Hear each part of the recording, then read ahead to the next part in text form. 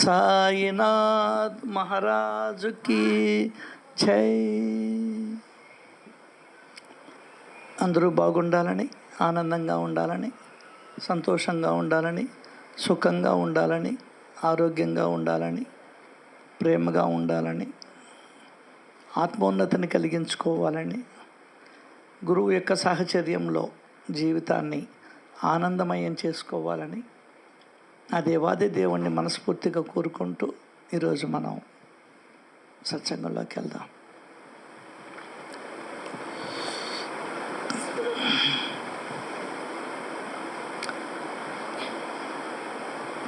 బాబా లౌకిక జీవనం ఎంత గొప్పది,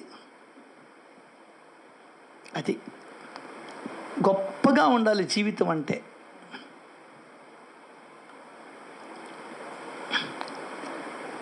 బతకడం వేరు, జీవించడం వేరు. ఏమి జీవితం అంటాం మనల్ని మనము, ఒకరిని అనేటప్పుడు ఏం బతుకురా నీది అంటాం. అట్లా బాబా యొక్క లౌకిక జీవనం ఎంత ఉత్తమం. కొన్ని మాటల్ని నెమరు వేసుకుంటూ ఉంటే ధ్యానం, అదే ధ్యానం నా దృష్టిలో అండి. ఆయన లౌకిక జీవితాన్ని అలా మననం చేసుకుంటూ ఉండు, ఎంత ఉత్తమ జీవితాన్ని ఆయన గడిపాడో నీకు అర్థమవుద్ది. మహాత్ముల గుణాలందరి కూడా నెమరు వేసుకుంటూ ఉండు, నీకెంత బోధ లభిస్తుందో, జ్ఞానం లభిస్తుందో, నీ మనసుకి ఆహ్లాదం కలుగుతుందో, ఆనందం కలుగుతుందో ఆలోచించు ఒకసారి. అట్లా ఉండాలి జీవితం అంటే.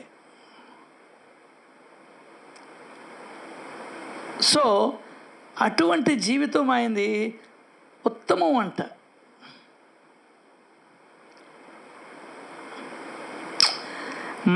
నేను నా గుండెల మీద చేసుకొని నా జీవితం ఉత్తమంగా నడిచింది ఈ 65 ఏళ్ళు అని చెప్పగలనా? ఎందుకు ఉత్తమమైంది ఆయన దగ్గర? అబద్ధాలు లేవు, మోసాలు లేవు, బల్ల కింద చేతులు లేవు, ఒకరిని గురించి తక్కువ చేసి మాట్లాడడం లేదు, ఒకరిని తిట్టడం లేదు, ఒకరిని కొట్టడం లేదు, ఆస్తులు దోచుకోవడం లేదు, ఫ్లాట్లు అంకరాలు కలుపుకోవడం లేదు, కబ్జా లేదు, దొంగసారా కాయడం లేదు, అబద్ధాలు లేవు, కోర్టులో దొంగ సాక్ష్యాలు లేవు, దొంగ ప్రమాణాలు లేవు, రాజకీయంలో లేడు, ఎవరిని ఇబ్బంది పెట్టలేదు, తన మానాన తాను ఉంటూ వచ్చాడు. దొరికింది ఎండిదో సద్దిదో తిని జీవించాడు. గుడ్డల సబ్బుకు కూడా ఒకరిని చెయ్యి జాపి అడగలేదు, ఒంటి సబ్బుకి ఒక్క చెయ్యి జాపి అడగలేదు, షాంపూకి కూడా చెయ్యి జాపి అడగలేదు. ఎక్కడ తింటాడో, ఎక్కడ పడుకుంటాడో ఎవరి దగ్గర చెయ్యి జాపి ఎరగడు. కుట్రలు కుతంత్రాలు తెలియదు, మోసపూరితమైనటువంటి జీవితం అసలే తెలియదు. తన జీవితంలో ఎప్పుడూ అబద్ధం చెప్పలేదు. బాబా ఆస్తులు అంతస్తులు కూడబెట్టుకోలేదు. బాబా యొక్క లౌకిక జీవనం ఎంత ఉత్తమం. అందరినీ పలకరించేవాడు, అందరితో కలిసిపోయేవాడు, అందరినీ తన వాళ్ళని అనుకునేవాడు. బాబా యొక్క లౌకిక జీవనం ఎంత ఉత్తమం. వీలైతే అందరికీ సహాయం చేసే ప్రయత్నం చేసేవాడు, రోగిష్ఠుల దగ్గరికి పోయి వాళ్ళకన్నీ సేవలు చేసేవాడు, ఇతరుల యొక్క రోగాలను తన మీదకి తీసుకొని తాను అనుభవించేవాడు. ఉది ద్వారా ఎన్నో రోగాలను తగ్గించాడు. అల్లా అచ్చా కరేగా అని అనడం ద్వారా ఎంతోమందికి శ్రేయస్సుని చేకూర్చాడు. బాబా యొక్క లౌకిక జీవనం ఎంత గొప్పది. తన చర్యల ద్వారా మనకెంతో నీతి బోధ చేశాడు. బాబా యొక్క లౌకిక జీవనం ఎంత ఉత్తమం. అట్లా జీవించాలి, అట్లా జీవించాలి. కాబట్టి అన్నాడు బాబా యొక్క లౌకిక బాబా యొక్క లౌకిక జీవనం ఎంత ఉత్తమం.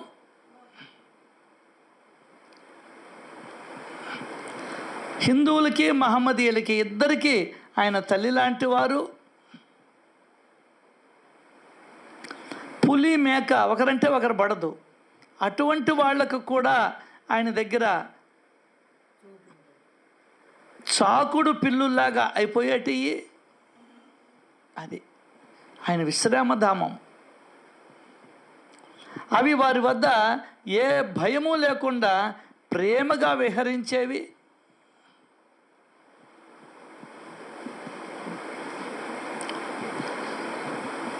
పులి మేకల వంటి సహజ శత్రువులకు వారి విశ్వాస ధామం. వారి వద్ద ఏ భయము లేకుండా ప్రేమగా విహరించేవి. అంటే ఆలోచించాలి. సరే, ఇప్పుడే చిక్కింది పాయింట్, దాని గురించి మళ్ళీ చెప్దాం.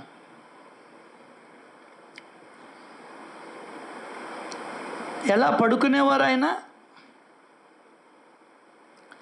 4 మూరలు పొడవు, ఒక్క జానెడ వెడల్పు గల చెక్క పలకకు 2 వైపులా గుట్టపెలికలు కట్టేవి. పైకప్పుకు వేలాడదీసేవాడు. దానిపైన బరుండేవాడు ఆయన. జానెడు వెడల్పు. నీకు డబుల్ కాట్ కూడా చాలదు, 4 కాట్ కావాలి నీకు. మొత్తం దొలతావు. ఏందే ఆ డబుల్ కాట్ మొత్తం నువ్వే దొలతావు, అంతా నువ్వే. పక్కన ఒకడు వండుకున్నా కూడా నీకు గిట్టదు. ఆయనకి జానెడు వెడల్పు, 4 మూరలు పొడవు. మళ్ళీ దీపాలు చింకి గుడ్డలతో కట్టినట్టే. అవన్నీ కూడా ఏమన్నా గొలుసులా కాదు. అసలు ఎలా భరించేది అన్న భారాన్ని దానికి చెప్తున్నాడు. వారి వద్ద మహామహా సిద్ధులు ఉన్నాయి. చెక్క బలక ఎక్కడం దిగడం ఏ పాటిది. చూడు, బాబా చీమల దోమల క్రిముల రూపములో సంచరించేవారు. చెప్పాడు కదా, అన్నీ నేనే అన్నాడు కదా. సో బాబా అంటే దోమల రూపంలో వెళ్ళేవాడు, చీమల రూపంలో వెళ్ళేవాడు, క్రిములు. దానికనే నీ మలములో క్రిమిని అని అన్నాడు.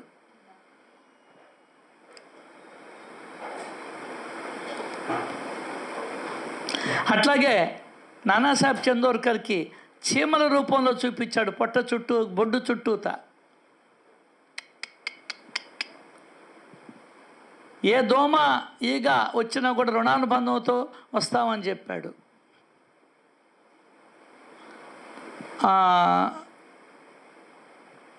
ఆ దోమల రూపంలో వెళ్ళి ఆహారాన్ని స్వీకరించాడు. నానాసాహెబ్ చేసిన పోలీలని. సో బాబా చీమల దోమల క్రిముల రూపంలో సునాయాసంగా సంచరించేవారు.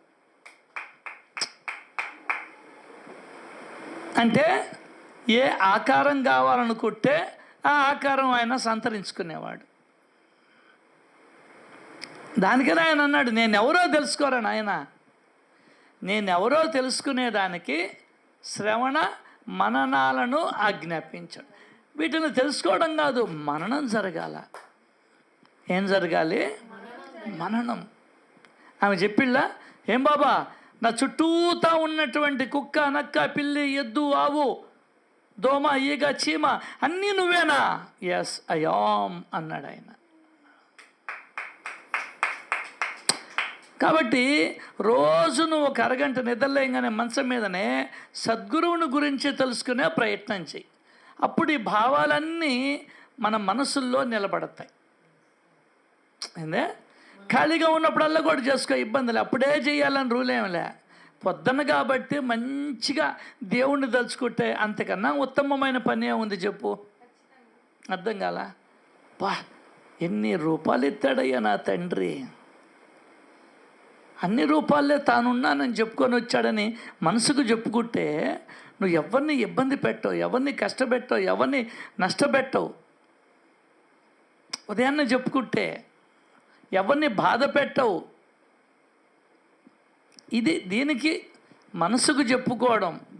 మననం అంటే ఏందో కాదండి, మనసుకు చెప్పుకోవడాన్ని మననము అంటారు.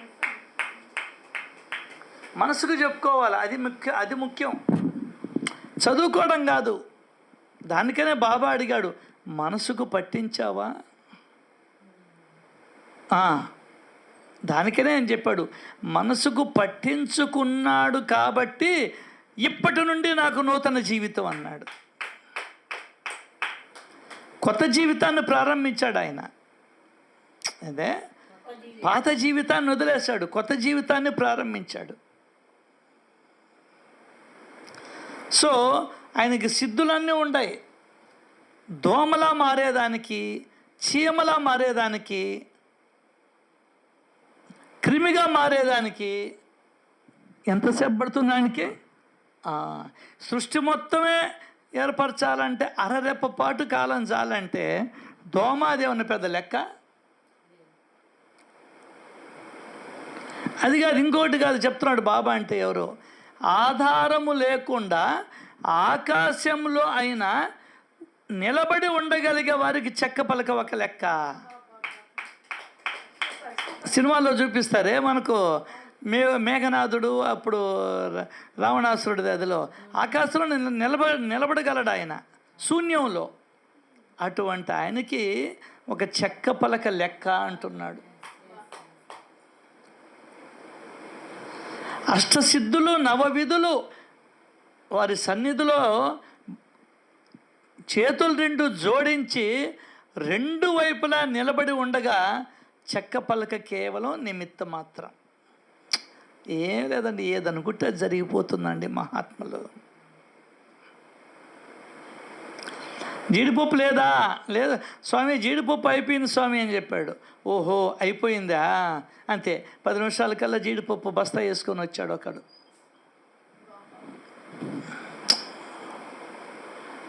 అది మనకు అర్థం కాదు మహాత్ముల లీలలు. అంతేకాదు, చీమలను, క్రిములను, కీటకాలను, కుక్కలను, పందులను, పశువులను, పక్షులను, మనుషులను, రాజును, పేదను, చిన్నవారిని, పెద్దవారిని అందరినీ బాబా సమానంగా చూచేవాడు. నేను బాబాకి ఇష్టం, ఎన్ని కబుర్లు. ఏందే నేను బాబాకి ఇష్టంని, నేను అన్నీ చేసి పెడతాను, కబుర్లు ఇవన్నీ. నువ్వైనా ఒకటే, నేనైనా ఒకటే, మైసూర్ మహారాజు వచ్చినా ఒకటే, ట్రంప్ వచ్చినా ఒకటే, ఇందిరాగాంధీ వచ్చినా ఒకటే, కూలోడు వచ్చినా ఒకటే, ఈగ దోమ వచ్చినా ఒకటే, ఒక పంది వచ్చినా కూడా దాన్ని నిమిరి పంపిస్తాడు ఆయన, ఒక కుక్క వచ్చినా ఒకటే, ఈగ దోమ వచ్చిన, కీటకాలు వచ్చినా ఒకటే, క్రిములు వచ్చినా కూడా ఒకటే, సమానంగా చూచేవాడు. మలములో క్రిమిని ఆయన ఎట్ట చూచేవాడు, నానాసాహెబ్ చందోర్కర్ని కూడా అట్టాగే చూసేవాడు. అర్థమైందా? అప్పుడే బురదలో పొరలాడిన పందిని చూస్తే ఎట్లా ఉంటుందో ఆయనకి, రాధాకృష్ణ ఆయన చూసినా కూడా అట్లాగే ఉండేది. ఏం తేడా లేదు దృష్టిలో. That is called Mahatma.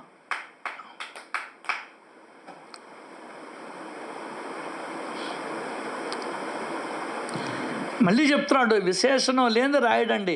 3.5 మూరల శరీరంతో షిరిడీలో ఉంటున్నట్లు పైకి కనిపించినా నటిస్తున్నాడు, షిరిడీలో ఉంటున్నట్లు.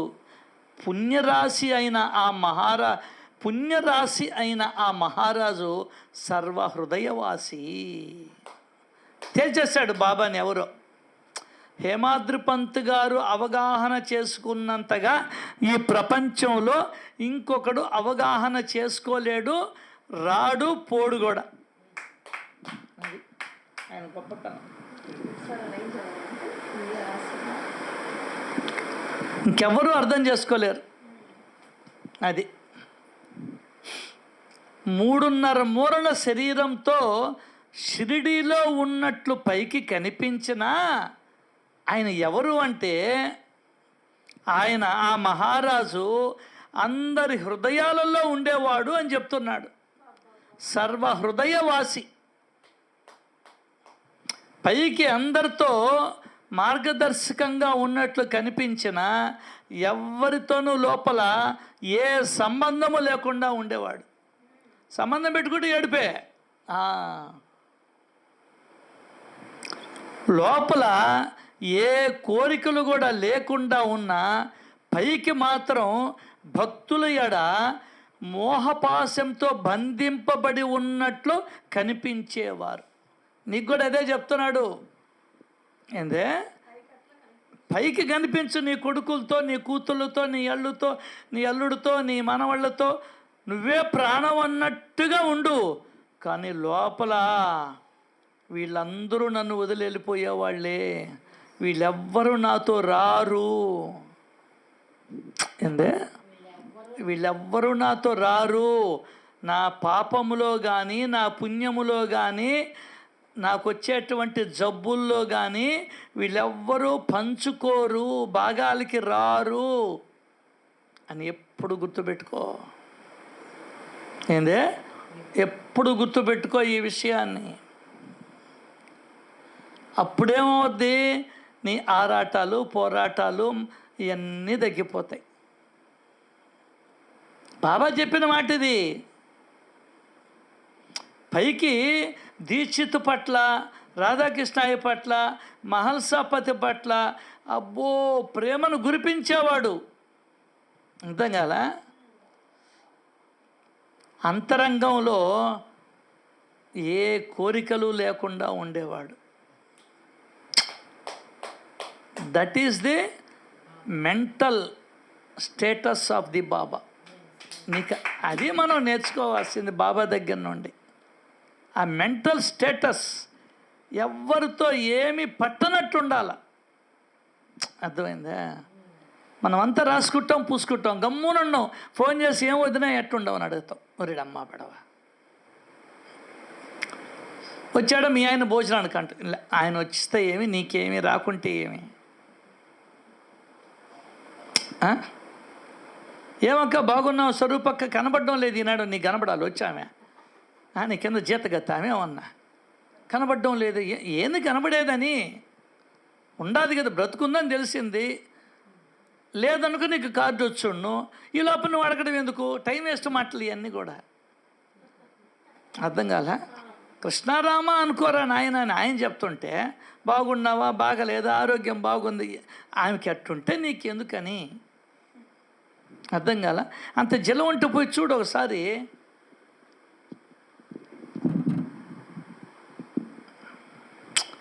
అడగడం తప్పు కాదు, పూసుకోవడం తప్పు, రాసుకోవడం తప్పు. మనకి రెండు తప్పు. అదేందో మన అదృష్టం.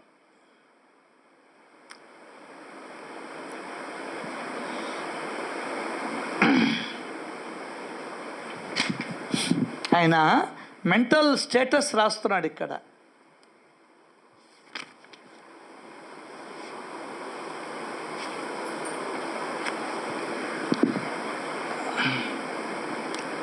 లోపల ఏ మోహం లేకున్నా పైకి మాత్రం భక్తులు ఎడ పా ఏమరా రాలేదా, ఏదే ఎంత యాక్షనో చూడండి. ఏం బాబు బాగున్నావా, ఏమక్క తినుబో. కానీ లోపల మాత్రం వీళ్ళెవ్వరూ నాతో రారు, వీళ్ళకెవ్వరికి నాకు సంబంధం లే, వీళ్ళ చేష్టలకి నాకు ఎప్పుడు సంబంధం లే. ఇదే రామకృష్ణ పరమహంస చెప్పింది. నీ ఇంట్లో పని మనిషి నీ ఇంట్లో బాబుని, నా తండ్రి, నా బిడ్డే భలే ముద్దు చేస్తుందంట. కానీ లోపల మాత్రం ఈ ఇల్లు నాది కాదు, ఇక్కడ ఉండేవాళ్ళు మా అమ్మగారులు కాదు, ఈ బిడ్డ కూడా నా బిడ్డ కాదు అని ఎప్పుడూ మనసులో గుర్తుపెట్టుకుంటుందంట. నా ఇల్లు ఎక్కడో ఉంది, ఈ ఇల్లు వేరే ఇల్లు, పరా ఇల్లు, దీంట్లో పని చేసేదానికి వచ్చాను నేను అని గుర్తుపెట్టుకుంటుందంట. అట్లా నువ్వు ఇక్కడ ఈ ఇంట్లో ఎందుకు వచ్చావంటే ఈ ఇంట్లో కోడలుగా యాక్షన్ చేసేదానికి వచ్చావు, మొగుడిగా యాక్షన్ చేసేదానికి వచ్చావు, భార్యగా యాక్షన్ చేసేదానికి వచ్చావు, బిడ్డగా యాక్షన్ చేసేదానికి వచ్చావు. డ్రామాలో ఇవి సత్యహరిశ్చంద్ర డ్రామాలో సత్యహరిశ్చంద్రుడి భార్య లోహితుడు వేరే వేరే క్యారెక్టర్స్, అమ్మ పాత్ర కొడుకు పాత్ర నటించి వెళ్ళిపోతారు. వాళ్ళు మళ్ళీ ఫోన్లు చేసుకోరు, వాళ్ళు ఎవరు డబ్బులు వాళ్ళు తీసుకొని వెళ్ళిపోతారు. మళ్ళీ ఫోన్లు అమ్మా ఏం బాగున్నావు అమ్మా అంటాడా హరిశ్చంద్ర భార్యని. ఆమెవరో ఈమెవరో, ఆమె ఎక్కడి నుంచి తెచ్చి వేషం కట్టిందో, ఈయన కొడుకు ఏ ఊరి నుంచి వచ్చి వేషం కట్టాడో, తెనాల నుంచి వచ్చాడో, చీరాల నుంచి వచ్చాడో. అంతే ఇక్కడ కూడా నువ్వు ఏ ఊరి నుంచి వచ్చావో, ఏ జన్మ నుండి వచ్చావో, అని కొడుకు ఏ జన్మ నుండి వచ్చాడో, ఏ జీవి నుండి వచ్చాడో, ఏ అమెరికా నుండి ఏ తెచ్చాడో, దేనికి వచ్చాడో, ఇదొక్కటి తెలుసుకుంటే నీ జీవితం సఫలమైపోతుంది.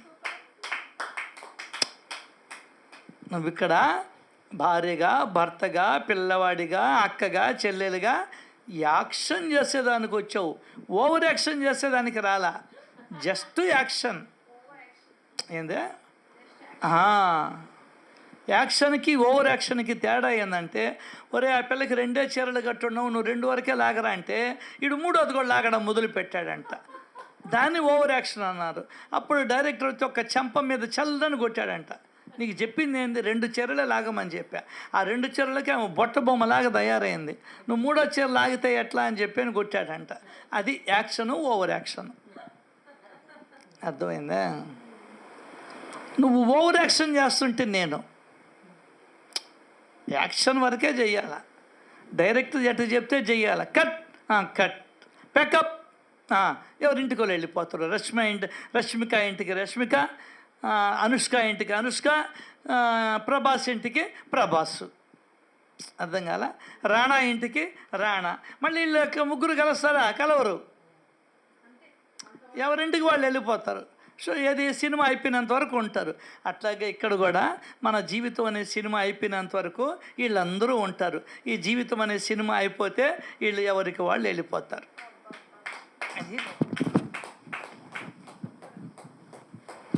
ఇంత చిన్న సత్యాన్ని అర్థం చేసుకోక రాసుకొని పూసుకొని ఏడ్చుకుంటా జీవితాన్ని నాశనం చేసుకుంటా అందమైన జీవితాన్ని మనం వృధా చేసుకుంటా ఆదివారం అని లేకుండా సోమవారం అని లేకుండా కష్టాల్ని, నష్టాల్ని, ఇబ్బందుల్ని, బరువుని, దుఃఖాన్ని గుండెల్లో మోస్తూ ఆనందం లేక, ఒకరి మొహాలు ఒకరు చూసుకోలేక, వాళ్ళ ఫోన్లలో చూసుకుంటూ, లేకుంటే పడుకొని అట తిరగతా ఇట తిరగతా, నిద్ర రాకపోయినా కూడా ఆ దిండు ఈ కాలు కాడ వేసుకొట్టాడు, ఈ దిండు నీ కాలు కాడ వేసుకొట్టాడు, మెడను ఎట్టు జరుపుకొట్టాడు, అటు జరుపుకొట్టాడు. అబ్బా ఎందుకులే, పైకి లేయాలంటే బుద్ధి పడ్డదో, పైకి లేసి ఏం చెయ్యాలా, ఇవన్నీ మనకు సమస్యలే.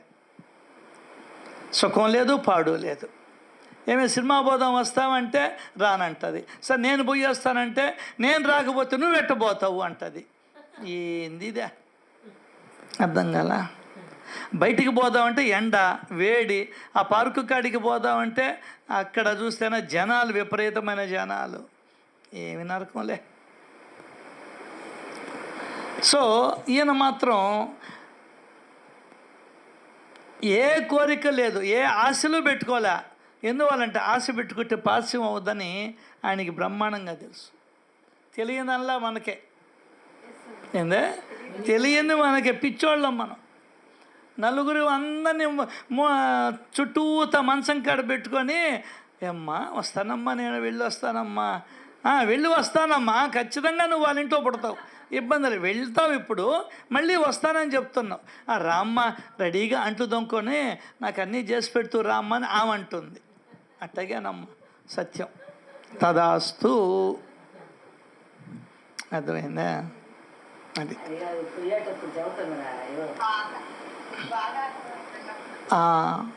కాబట్టి బాబాయ్ ఏం చేస్తాడు పోయేటప్పుడు? ఏమి చెప్తుంది సార్ సచ్చరిత్ర, ఏమి చెప్తుంది సార్? నువ్వు నిజంగా మీ అమ్మ, మీ నాయన, నీ భర్త, నీ భార్య, నీ కొడుకు నిజంగా వాళ్ళ శ్రేయస్సు గాన నీకు ఉంటే, వాళ్ళు మంచిగా పోవాలని ఉంటే, చనిపోయేటప్పుడు నీకు తెలుస్తుంది. కేవలం పారాయణో భజనో టేప్ రికార్డర్ పెట్టి ఏదో ఒకటి సాయినాథాయ నమః, సాయి సాయి సాయి, శ్రీ వెంకటేశాయ నమః, శ్రీకృష్ణాయ నమః, ఈ రికార్డు పెట్టి చెవులు కాడ పెట్టాలి వాడికి. గుండెల మీద అక్కడ ఇక్కడ పెడితే వాడు వినడు. చెవులు కాడ గిర్రమనాలి వాడికి. అర్థం కాల? అప్పుడు గాంధేవాడు ఆ ధ్యాసలో వాడు. అది నిజంగా ప్రేమని నీ తల్లిదండ్రుల పట్ల చూపించడము అంటే. నువ్వు అట్ట కాదు, ఓయమ్మో డాడీ డాడీ ఎక్కడ పెట్టే ఆస్తులు, వీళ్ళందరినీ పంపించేస్తా చెప్పు అని అడుగుతావు. ఇప్పుడే పనిచేసి అమ్మకి ఎంత ఇస్తావు, నాకెంత ఇస్తావు, చెల్లెలకి ఎంత ఇస్తావు, లేకుంటే చెల్లెలు రేపు వచ్చి అంత అడగద్ది, కోర్టులో దావా వేస్తుంది, ఇప్పుడే చేసేసి కాగితాల మీద ముద్దలు వేసి అని చెప్పని అడుగుతాడు వీడు. అర్థం కాల? బాబా చూపించాడు, అది అందరిని వెళ్ళిపోమన్నాడు. ఎక్కడ మోహానికి బలి అవుతాడోనని, మళ్ళీ మోహంలో పడితే మళ్ళీ ఎక్కడ రావాల్సి వస్తుందనని ఆయన కోసం చూపించాడా, నీ కోసం చూపించాడా? నువ్వు పోయేటప్పుడు కూడా నా కూతురు చూడకుండా పోతున్నానే, నా మనవరాలి పెళ్ళి చూడకుండా, నీ పెళ్ళే పెటాకులయ్యింది, వాడు చచ్చి 30 ఏళ్ళు అయింది. అర్థం కాల? ఈ ఒంటరిగా ఏడుస్తూ ఉంది, మళ్ళీ ఆమెకి చెయ్యాలంట పెళ్ళి. సడిపోయా. నువ్వు వచ్చింది దేనికి? నువ్వు వచ్చిన కార్యం మర్చిపోతున్నావే. అంగడికి పోయి అమ్మకుండా డబ్బులు వస్తా, షట్టర్ ఇవ్వకుండా వస్తా? నీ జీవితంలో ఎప్పుడైనా జరిగిందా? ఒంటి మీద గుడ్డ లేకుండా ఎప్పుడైనా బయటికి పోయా? జరిగింది ఎప్పుడైనా? ఫోన్ లేకుండా మర్చిపోయి ఎప్పుడైనా పోయా? లేదు కదా. టికెట్ కొనుక్కోకుండా ఎప్పుడైనా రైలు ఎక్కా? అది మర్చిపోలేదు కదా. మరి నువ్వు ఎందుకు వచ్చావో మర్చిపోతున్నావేంది? అంత నిర్లక్ష్యమా నీకు? అంత పొగరా నాకు? అంత కొవ్వు పట్టిందా? కండ కావరమైందా నాకు? వచ్చిన పని మర్చిపోతున్నామే. దాన్ని గుర్తు చేసేదానికే సద్గురువు వచ్చాడు. ఏందే? వచ్చిన పని మర్చిపోకుండా ఉండేదానికే సద్గురువు వచ్చాడు. నువ్వెవడివి? ఎందు నిమిత్తం వచ్చావు? ఏ కార్యం దాకా ఉంటావు? ఎప్పటిదాకా ఉంటావు? ఎప్పుడు వెళ్ళిపోతావు?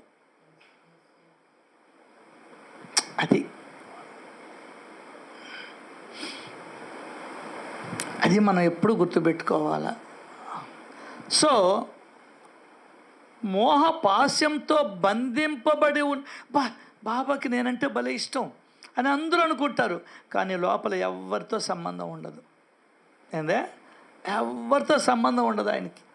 అంత సమానమే. అంతరంగంలో అత్యంత నిష్కామంగా ఉండేవారు. అంతరంగంలో ఏ కోరికలు లేకుండా ఉండేవాడు లోపల. అత్యంత నిష్కామంగా, కామం అంటే కోరిక, ఏ కోరికలు లేకుండా ఆయన లోపల ఉండేవాడు. అయితే బయట మాత్రం భక్తుల కోసం ఏవో కోరికలతో ఉన్నట్లు కనపడేవాడు. పైకి కోపాన్ని ప్రదర్శించిన అంతరంగం మాత్రం చాలా ప్రశాంతంగా ఉండేది. Character, nature of the Sai. పైకి పైశాచిక ప్రవృత్తితో కనిపించిన అంటే నానా బూతులు తిట్టేవాడు, నానా మాట్లాడేవాడు, కొట్టేవాడు, రాళ్ళు ఇసిరేసేవాడు. లోపల మాత్రం తన స్థితిలో తాను ఉండేవాడు, పరబ్రహ్మ స్థితిలో. పైకి ప్రపంచ వ్యవహారాలలో చిక్కుకున్నట్లు కనిపించిన వారికి లోపల భేదభావం లేని ప్రేమ. ఆయన ఒకప్పుడు ప్రేమగా చూచేవాడు, మరొకప్పుడు రాయిని తీసుకొని పరిగెత్తి కొట్టేవాడు. ఒకప్పుడు చీవాట్లు పెట్టేవాడు, మరొకప్పుడు ఆనందంగా కౌగిలించుకునేవాడు. ఒకప్పుడు ఓర్పుగా సహనంతో సమాధి స్థితిలో ఆనందంగా ఆత్మస్థితులై ప్రశాంతంగా ఉండేవారు, లేదా భక్తుల ఎడ ప్రసన్నంగా కనిపించేవారు. అంతేకాదు ఎటూ కదలగా నిశ్చింతగా మౌనంగా ఒకే ఆసనంలో అలా ఉండిపోయేవాడు. వారి చేతిలో సటక దండము ఉండేది. దాని తర్వాత వారికి కీర్తి కండూతి లేదు. ఏదే పేరు ప్రతిష్టల యందు విముఖత ఆయనకి. ధన ఆపేక్ష లేదు, ధనాపేక్ష లేదు ఆయనకి. అర్థమైందా? చిత్తవృత్తిని నిరోధించిన యోగముతో. యోగం అంటే ఏంది? ఆహా, అది. ఎన్ని యోగాలు ఉన్నాయి మనకు? ఎన్నున్నాయి? భక్తి యోగము, కర్మయోగము, జ్ఞానయోగము, ఇంకోటి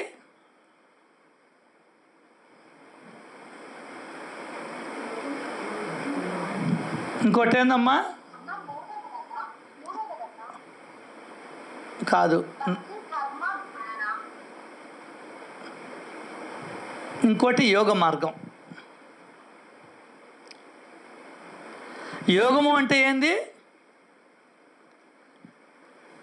చిత్తవృత్తిని నిరోధించడం. అంటే నీ లోపలి ఆలోచనలను నిరోధించడం, అంతే. అది లెక్క యోగం.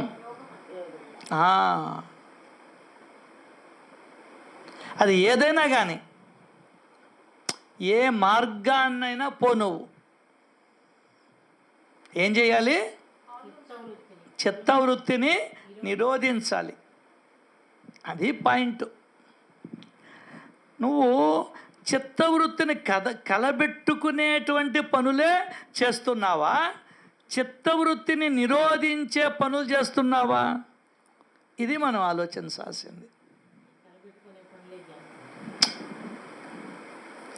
భక్తి అంటే భక్తి యోగం అన్నా, భక్తి మార్గం అన్నా, జ్ఞాన మార్గం అన్నా, కర్మ మార్గం అన్నా, యోగ మార్గం అన్నా ఏంది? చిత్తవృత్తిని నిరోధించిన యోగముతో ప్రాణరక్షణకు భిక్షను తీసుకొని అలా ఉండేవాడు ఆయన. ప్రాణాలను నిలబెట్టుకునేదానికి మాత్రమే భిక్ష తీసుకునేవాడు. రుచులు జోలికి పోల.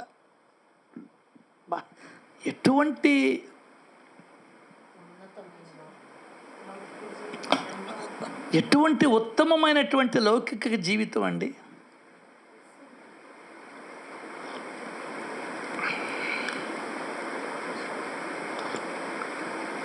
ధనాపేక్ష లేదు, కీర్తి కండూతి లేదు. అర్థం కాల? అందరితో పైకి యాక్షన్ చేసేవాడు. అబ్బో, మహానటుడు. అందరూ వాళ్ళ నేనంటే బాబాకి భలే ఇష్టం అని అనుకుంటుంటాం మనం. నేనంటే చాలా ఇష్టం అని. ఎవరంటే ఇష్టం లేదనేది నాకు ఈ 10వ అధ్యాయం చదివితే తెలిసింది.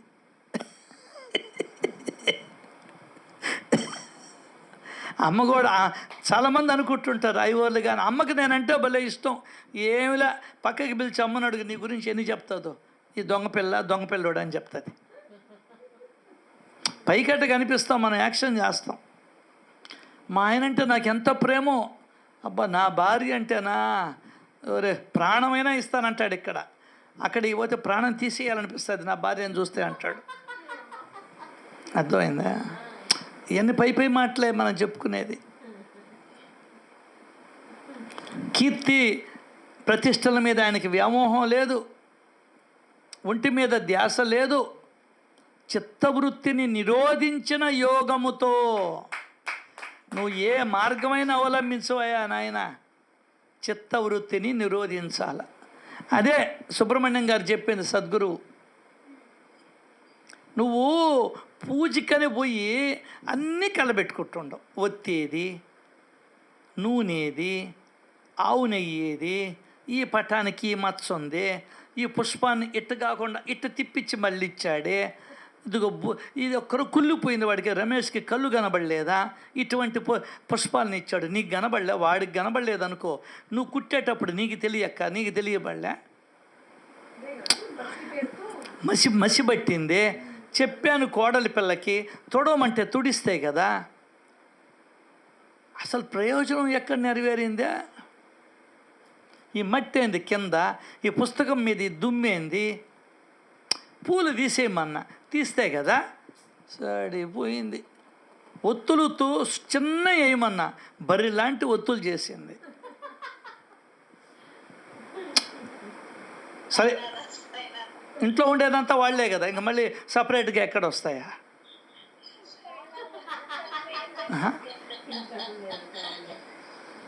ఏమండి ఫోన్ వచ్చింది, వస్తున్నానైతే ఫోన్ దే ఇట, ఫోన్ మాట్లాడుతీవి,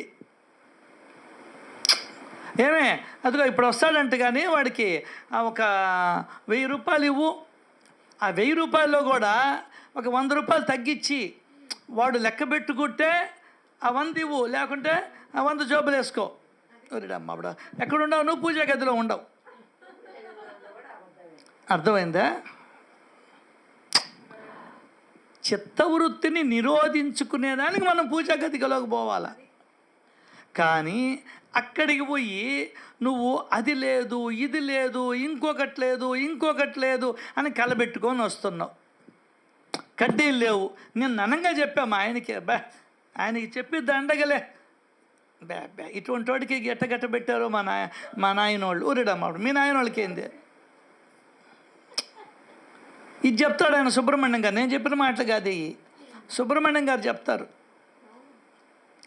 అసలు అగ్గిపెట్టి పెట్టమన్నా ఇక్కడ కొత్తది, దీన్ని తీసుకోబోయితే ఎక్కడో పెడతారే గ్యాస్ లైటర్ కాడ, తెలివిలేదు ఈ మనిషికి, ఎన్నిసార్లు చెప్పిన అయిపోయింది.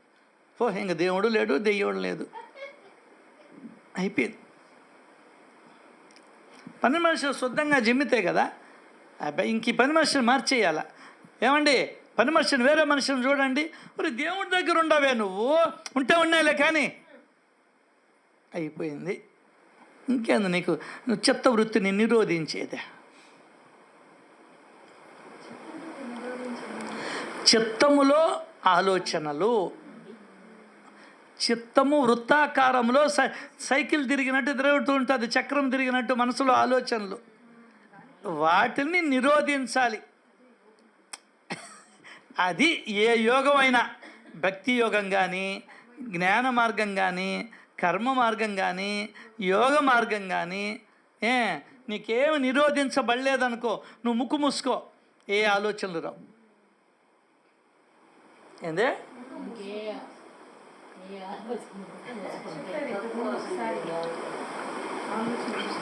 మళ్ళీ కావాలంటే తీస్తూలేవు, లేదు ఒకటేసారి పోవాలంటే నన్ను పిలువ పట్టుకుంటా గట్టిగా.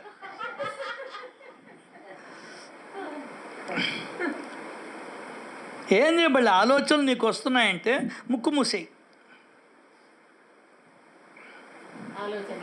అయిపోతాయి. ఇప్పుడే పట్టుకొని చూడు, పట్టుకో, ఇంక పేల్చలేనప్పుడు వదిలేయమ్ము. మేముంటే ఏం లాభం? ఏమైనా నీకు తలనొప్పి అటువంటిప్పుడు వస్తాయి కదా, ఏం చేయబడలే, నువ్వు ముక్కు మూసుకో.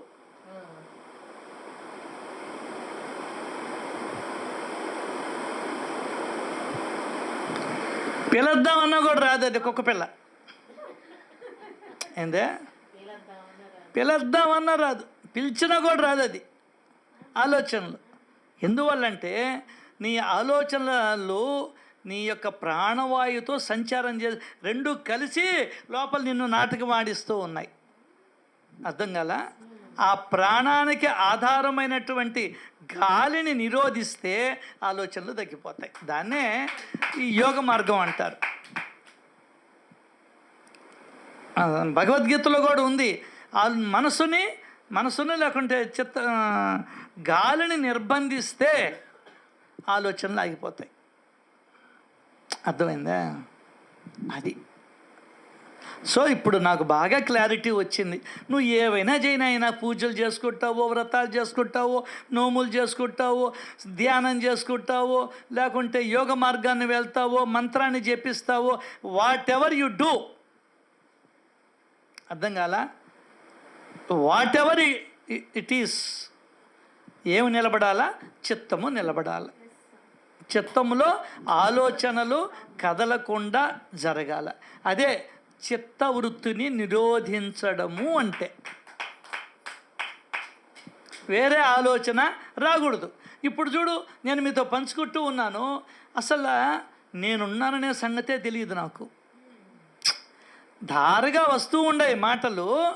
నేను ఏ చొక్కా వేసుకొని ఉన్నాను, ఏ ప్యాంట్ వేసుకొని ఉన్నాను, నా దగ్గర ఎంత డబ్బు ఉంది, ఎవరికి వడ్డీకి ఇచ్చున్నాను, ఏ బ్యాంకులో ఉంది, నా కొడుకులు ఎవరు, నా కూతుర్లు ఎవరు, ఇవే ధ్యాస లేదు. ఎందువల్ల? ఇప్పుడు ఒకే ఒక్క దాని మీద ధ్యాస పెట్టున్నా, సచ్చరిత్ర మీదనే ధ్యాస పెట్టున్నా. కాబట్టి వేరేటి కొట్టుకోపోయినాయి. సో ఈ విధంగా చిత్తవృత్తి అంతెందుకు, నా జోబిలో డబ్బులు ఉన్నాయా లేదా, ఖర్చీఫ్ ఉందా లేదా, ఇవేవి గుర్తుండవు. మరి వెనకాల ప్యాంటు చినుగుందే, అసలు ఏమీ గుర్తురావు ఇప్పుడు నీకు. దానికనే చిత్తవృత్తిని నిరోధించేదానికి సులభమైన మార్గం శ్రవణం, దాని తర్వాత మననం. ఇది ఎందుకు నువ్వు చెప్పుకోవడం లేదు? దీన్ని ఎందుకు నువ్వు ఫాలో కావడం లేదు అంటే, నీకు కలబెట్టుకోవడం ఇష్టం. చిన్నప్పటి నుంచి అలవాటైపోయిలా, అదట్టే కొనసాగితే పోద్దలే లాస్ట్ దాకా. ఆ ప్రయత్నం అన్నా జరగాలి మనలో. ఏదో ఒక విధంగా ధ్యానం, ప్రాణాయామం, ఏదో ఒకటి, ఎట్లో ఒకట, ఏదో విధంగా శ్వాసను గమనించడం, చిత్తములో ఉన్నట్టు చిత్తవృత్తి నిరోధం జరగాల. అది లెక్క. అర్థమైందా? ఆధ్యాత్మికత యొక్క లక్ష్యం ఏంది? చిత్తవృత్తి నిరోధం. ఎక్కుతుంటే మీ బండి కేదార్నాథ్కి, ఏది గుర్రం ఎక్కి తిని, ఆ గుర్రం ఎక్కడికి తీసుకోబోతాడో, ఎట్ట తీసుకోబోతాడో పట్టుకునేవాడు ఉండడు. ఇటు చూస్తేనా 10,000 అడుగుల కిందకు ఉంటుంది. భయం మనకు, అడుసు, బుడద. ఇంకా పరమేశ్వర ఎక్కడున్నాడు దేవుడా, చలి, వాన పడుతుంటుంది, ఏందే మళ్ళీ ఎండగాస్తుంది, ఆ పేడల్లోనే పోతుంటాడు. ఈ ఒక గుర్రానికి రాసుకుంటూ ఉంటాయి. రాసుకున్నప్పుడు ఉలిక్కి పడతావు నువ్వు, నడువుల నొప్పులు. ఇంకా ఎక్కడ చిత్తవృత్తి నిరోధం అవుతుంది చెప్పు? నాకు తెలియక అడుగుతా. గుర్రాలు 2 గుమ్ముకుంటుంటాయి.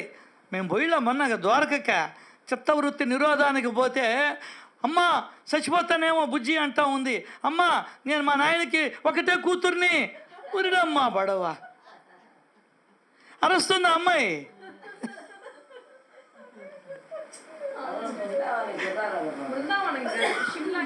షిమ్లాలో పైకెక్కాల కొండ మీదకి.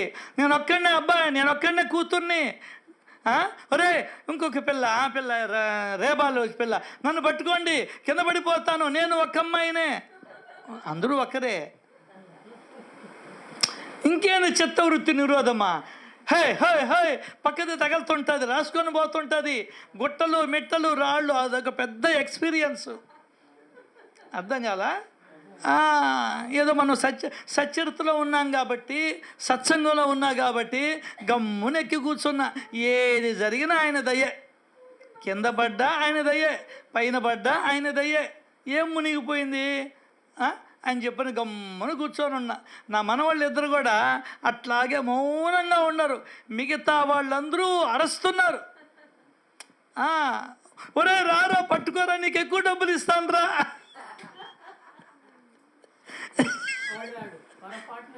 వాడు రాడు. 5 మందికో 6 మందికో 7 మందికో ఒక్కడు ఉంటాడు.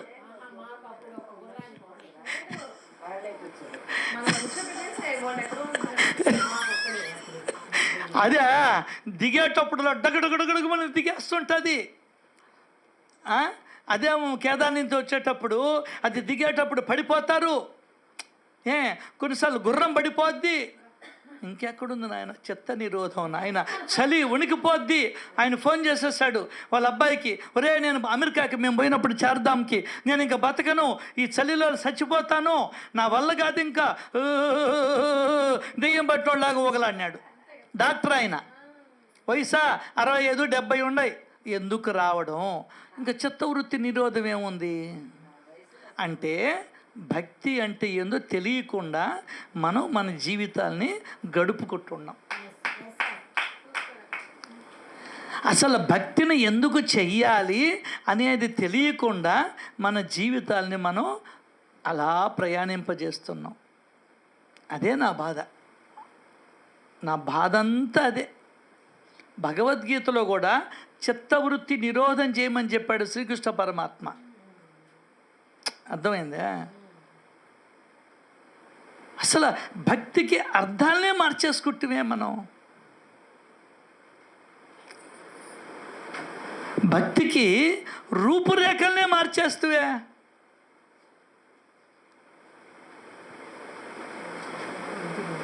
ఏమన్నపూర్ణమ్మ గారు, పెద్ద చిన్న మీరే చెప్పాలా, హైదరాబాద్లో ఉండారు. చాలా కరెక్ట్ సార్. అసలు హేమాడ్ పంత్ గారు ప్రశ్న వేశారు కదా సార్, అసలు మనకి భక్తి అంటే తెలుసా, మనకి భక్తి ఉందా అన్నాడు ఆయన. అసలు కనీసం భక్తి అంటే నిరోధించడము అని ఎవడికి తెలుసండి? కలబెట్టుకునేది సరిపోయిన పారాయణకి పోతివి, నాకు ఎప్పుడు ఇస్తాడో, నాకు ఎప్పుడు వస్తుందో పాట, నాకు ఎప్పుడు వస్తుందో ఈ పాట, నేను ఎప్పుడు పాడాలనో, ఈవేంది ఎట్ట పాడుతుంది, ఆమెంది అట్ట పాడుతుంది, అబ్బా ఈమెకి కోరస్ చెప్పను కూడా రాదు, ఇంకేంది నిరోధమా, ఇంకేంది నువ్వు భజనకు పోయిందా?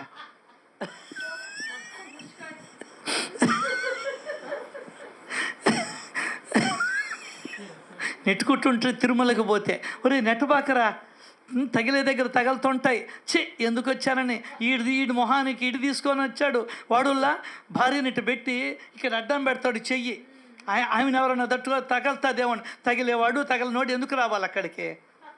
నీ భార్యని నీ ఇంట్లో కూర్చోబెట్టుకో, గదిలో ఉండదా? వీడు ఎంత అడ్డం పెడితే వెనకోడు అంత నెట్టుకుంటా వస్తాడు. మనం నెట్టుకుంటున్నామా? వాళ్ళే దోసేస్తుంటారు. ఏమే భద్రం ఇట్రా అని వాడు ఇట్లా లాగుతాడు. ఉండవయ్యా ఇక్కడ సస్తుంటే నువ్వు లాగుతున్నావా? ఇంకెక్కడున్నాడు వెంకటేశ్వరుడా? గోవింద. దానికని గోవింద అనేది ఏందే, గో వెళ్ళిపో అని అర్థం. వెంకటేశ నా హృదయంలో నుండి గో వెళ్ళిపో. అక్కడి నుంచి అంటే హుండీలోకి డబ్బులు వేయాలి, జారుతుంటుంది. ఈ చొక్కాలో పై లేకుంటే ప్యాంట్లో పైకి ఎగ్గొట్టుకొని అందులో చెప్పులు వేసుకోకూడదు అయిపోయా. వాన వచ్చిందనుకో అడుగు వేసుకుంటూ ఉంటావు. ఇంకెక్కడున్నాడు వెంకటేశ్వరుడా? విమానం వెంకటేశ్వరుడు కనబడాలి నీకు. నిక్కి చూస్తావు, పైకి నువ్వు పైకి నెక్కితే వెనకోడు ఒక్కరో తల మీద ఒకటి వేస్తాడు, నన్ను కొట్టావా అంటావు. వాన వస్తుంటుంది, గబగబా బరిగిస్తావు, కింద బోర్లా పడతావు. మొన్న జరిగింది నాకు తెలిసింది కాబట్టి చెప్తున్నా. పడ్డాడు, నీకు చెప్తున్నా, ఏం తడిస్తే ఏం పోయింది, రాకూడదా నిదానంగా? ఇప్పుడు చూడు, ఆమె చిన్నగా లేలేకపోయా, భారీ శరీరం అయిపోయా, 80-90 కిలోలు ఉండే. ఏం చెయ్యాలి వాడైనా? ఇంకెక్కడ వెంకటేశ్వరుడు గోవింద.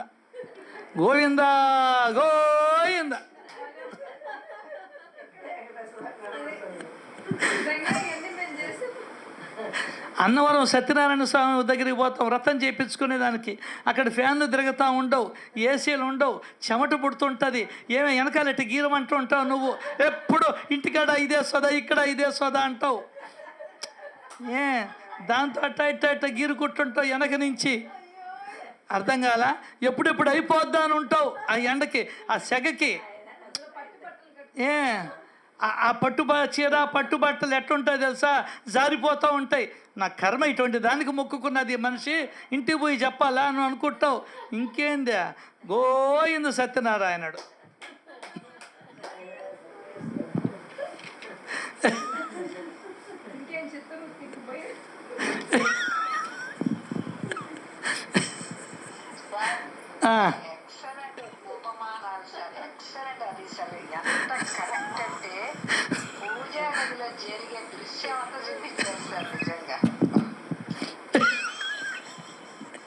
ఇవన్నీ ఏంటంటే తిరుమల అన్నదానము అయిపోయింది. ఇంకెక్కడున్నాడమ్మా గోవిందుడా. కాబట్టి ఆయన ఎప్పుడూ రూమ్లోనే ఉంటాడు, ఎప్పుడూ మన దగ్గరికి రాడు. ఎందువల్లంటే మన దగ్గర చిత్తవృత్తి నిరోధం కాలేదు కాబట్టి. ఏమో నాకు తెలిసినప్పటి నుండి గోవిందుడు అక్కడే ఉన్నాడు చూడు కావాలంటే.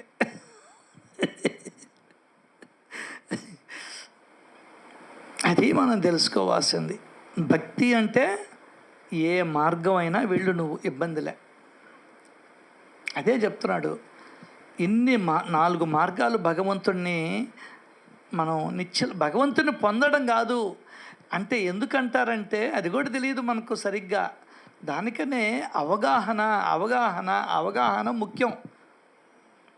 అర్థమైందా? ఏదో ఇప్పుడు భక్తి పేరుతో కల్చరల్ ఫెస్టివల్స్ పెడితివి, ఇంకా దేవుడు ఎక్కడ కనిపిస్తాడు నీకు? ఆమె డ్యాన్సు, ఆమె హావభావాలు, నడుం కనపడితే నడుం చూడడం, ఇయే కదా నీకు కనిపించేదా? తెలియక అడుగుతా.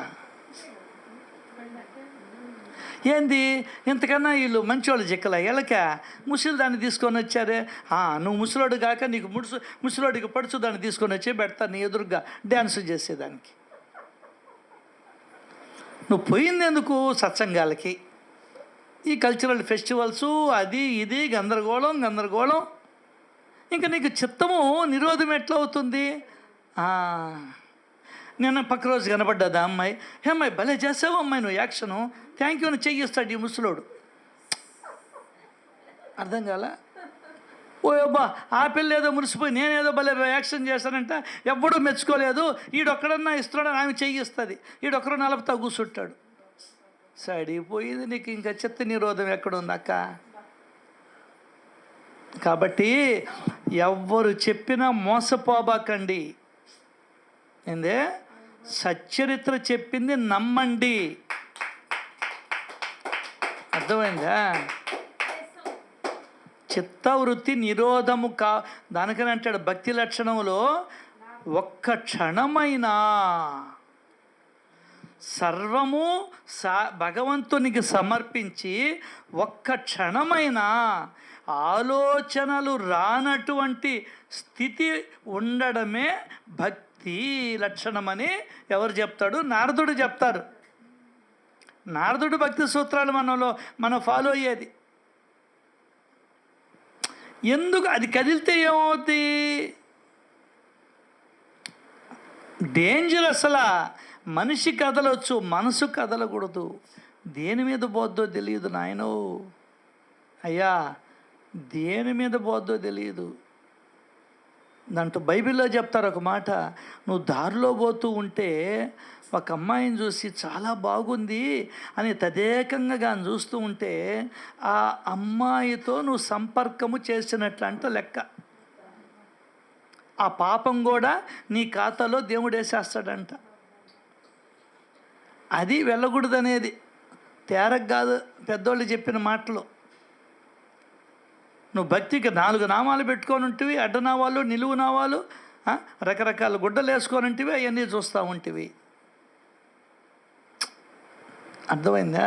వైస్ వర్స, ఆడవాళ్ళకి కానీ మగవాళ్ళకి కానీ అంత నిరోధం ఉండాలి నీకు.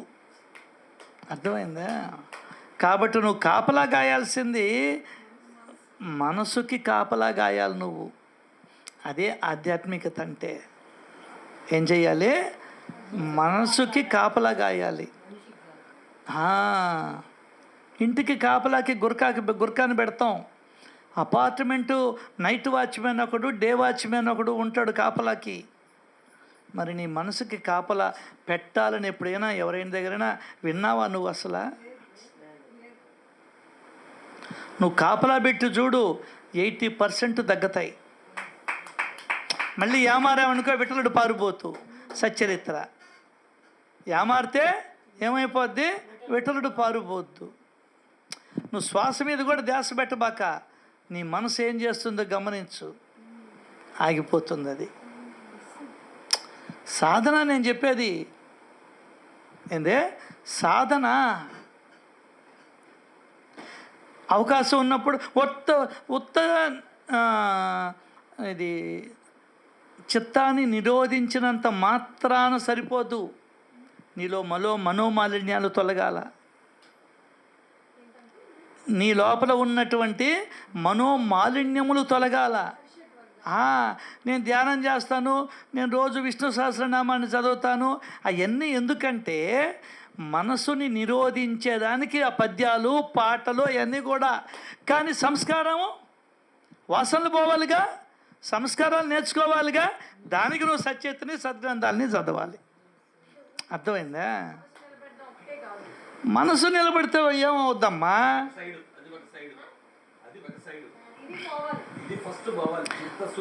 అర్థమైందా? నేను నా భర్తకు మాత్రమే టీ కాఫీ ఇస్తాను, నా భర్త నన్ను పెళ్లి చేసుకుందంటే రేపు బిడ్డ పుడితే వాడి బాగోగులు కూడా నువ్వు చూడబడలే? అవునా కదా? అత్తమ్మ ఉంటే వాళ్ళకి సేవలు చేయబడలే? అంతే ఇది కూడా. ఊరికి నేను మనసును నిలబెడతాను అంటే కుదరదు. ఏందే అబ్బా, ఈ మారాలా, సంస్కారాలు మారాలా. గంట సేపు ధ్యానం చేస్తుని, అక్కడికి వస్తే గందరగోళం చేస్తుని, క్లబ్కు పోతిని, ధ్యానం పాటికి ధ్యానమే, క్లబ్కి పాటికి క్లబ్బే అంటే కుదరదు. దానికన్నా పెద్దోళ్ళు స్వామి చెప్పారు, చేసేదేమో శివ పూజ, ఆయన పోయేదేమో మందుల షాపుకి అని చెప్పారు. కాబట్టి చిత్తము నిరోధించబడాలి. మన సంస్కారాల్ని, మన వాసనలని, మన అలవాట్లని నువ్వు తొలగించుకోవాలి, దురలవాట్లని. అర్థమైందే? అదొక్కటి చేస్తే చాలదు నాయన. బడికి 365 రోజులు పోతే చాలదు నాయన. అయ్యవారు చెప్పింది ఈయన రాయాలి నాయన. అర్థం కాల? నేను 365 రోజులు పోయాను, నన్ను పాస్ చెయ్యి అంటే వాడు చేయడు. నేను చిత్తాన్ని నిరోధించాను, పని రోజంతా నిరోధించావా? 24 గంటలు నిరోధించావా? లేదు కదా. ఒక అరగంట గంట నిరోధిస్తావు, లేకుంటే 5 గంటలు నిరోధిస్తావు. అన్నంలో రాళ్ళు పడితే తిడతావు, సర్దుకొని పోలేవు. అన్నం కొంచెం మెత్తగా పడితే అసలు నువ్వు ఎక్కడుండవు, నేను తింటాను, నేను మెత్తగా ఉంటే నేను తిననని తెలుసు కదా అని చెప్పని ఎగరతావు. అదే సంగటి అయితే మెత్తగా ఉండాలంటావు. ఏం చేయాలి నిన్న? ఏం చేయాలని? కాబట్టి చిత్తము ఒక్కటే నిరోధం కాదు. దానికనే ఒక పాట పాడుతూ ఉన్నప్పుడు అదే మీద ధ్యాస ఉంటుంది, మంచిదే. కానీ అలవాట్లు పాడుతూ ఉంటివి, పక్కన ఆమెను చూస్తూ ఉంటివి. ఇంకేంది నీకా? నువ్వు పాడుతూ ఉంటివి, వీళ్ళని చూస్తూ ఉంటివి. ఇంకేంది అక్కడ భజన? గోయిందా. అర్థమైందా? సో కీర్తన ఇటువంటివి కూడా కళ్ళు మూసుకొని తలకాయ వంచుకొని నువ్వు పాడుకుంటూ ఉండాలి. వాళ్ళు పాడితే కోరస్ ఇస్తూ ఉండాలా, లేదంటే మనసులో వాళ్ళు పాడేటప్పుడు పాడాలి. నువ్వు మనసులోనే, నీకు ఆ పాట తెలుసు కాబట్టి. మళ్ళీ కోరస్ చెప్పేటప్పుడు నువ్వు గట్టిగా చెప్తే చెప్పగలిగితే చెప్పు, గొంతు బాగలేకపోతే మనసులోనే చెప్పుకో. అప్పుడు చిత్తము నిరోధం అవుతుంది. అది కూడా ఉంది రెండు వైపులా. ఇప్పుడు ఒక పాట, ఆ పాట పాడేటప్పుడు నీకు అది ఆ పాట తెలుసు, ఏదో ఒక పాట చెప్పండి, ఏది గుర్తు రావడంలే.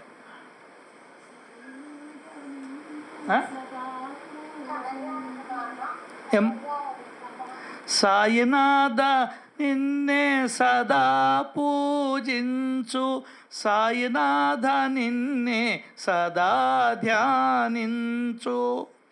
ఫస్ట్ రాము పాడుతూ ఉంటాడు. ఆ పాట నీకు పుస్తకం ఉంది, లేకుంటే పుస్తకం ఎత్తుకొని పో. వాడు పాడుతూ ఉన్నప్పుడు మనసులో పాడుకో, కోరస్ పడగాల్సినప్పుడు గట్టిగా పలుకు. గట్టిగా నీకు నోరు లేదనుకో, నీ ఇంట్లో మీ వాళ్ళ మీద అరిచరిచి వచ్చావనుకో, ఇక్కడ కూడా మనసులోనే పాడుకుంటా ఉండు. అప్పుడేమవుతుంది? చిత్తము నిరోధం అవుతుంది. అర్థమైందా? ఇంట్లో అరిసి ఇక్కడ అరిస్తే ఎక్కడ వీలవద్ది? అదే బాబా చెప్పింది, ఒరే విష్ణు సహస్రనామాన్ని ఆవర్తన మీద ఆవర్తన చేస్తావు, భావార్థ రామాయణాన్ని చదువుతూనే ఉంటావు. ఆ మాత్రం మన వాడే కదా వాడు. అంత మంచోడు జిక్కతాడా? పావల పుస్తకం, అందులోనూ నీకు నోటికి వచ్చు. ఎన్ని చిత్తాన్ని నిరోధించినా ఈ ప్రేమ లేకపోతే ఏమి లాభం నాన్న? అర్థమైందా? కాబట్టి చిత్తవృత్తిని నిరోధించుటయే భక్తి. శ్రీ సచ్చిదానంద సమర్థ సద్గురు సాయినాథ్ మహారాజుకి జై జై జై. साईनाथ महाराज की जय।